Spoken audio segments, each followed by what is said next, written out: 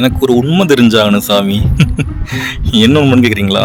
இந்த மாதிரி பெரிய காத்தாடி எங்கள் ஊரில் வந்துட்டு ஒரு 2 இயர்ஸ்க்கு முன்னாடி போட்டாங்க. ஓகேங்களா?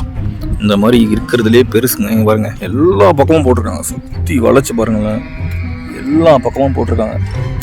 ஸோ எனக்கு என்ன டவுட்னா, இந்த மாதிரி காத்தாடி வந்து போட்டதுக்கப்புறம் எங்கள் ஊரில் வந்து ஃபுல்லாக மழை வந்து குறைஞ்சிருச்சு. மழையே இல்லை சொல்ல போனால்.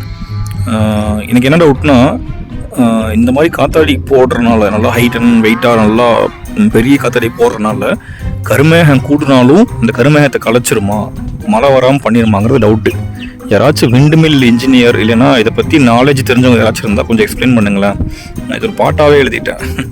மக்க கலங்கு தப்பா விவசாயாலி தப்பா காடுகர காய் தப்பா மலை தண்ணி இல்லையப்பா எங்களை பெத்த மகராசா கொஞ்சம் கருணை காட்டுடா லேசா அப்படின்னு பாட்டாகவே எழுதிட்டாங்க.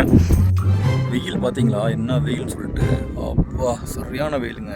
ஸோ அதனால தான் கேட்குறேன், இந்த விண்டுமில் பற்றி நாலேஜ் இருக்கவங்க யாராச்சும் இருந்தீங்கன்னா, அப்புறம் இல்லைனா இதை பற்றி ஜென்ரல் நாலேஜ் யாராச்சும் தெரிஞ்சவங்க இருந்தீங்கன்னா எக்ஸ்பிளைன் பண்ணுங்கள். இந்த விண்டுமில் போட்டனால வந்து நிலத்தடி நீர் பாதிக்குமா, அதாவது பூமி கடியில் நீர் வந்து பாதிக்குமா, குறையுமா, அப்புறம் கருமேகங்கள் கூட்டினா வந்து அதை வந்து இந்த காத்தாடி சுத்தம் போது களைச்சி விடுமா, மழை பெய்யாமல் போகுமாங்கிறத எக்ஸ்பிளைன் பண்ணுங்கள். நன்றி, வணக்கம்.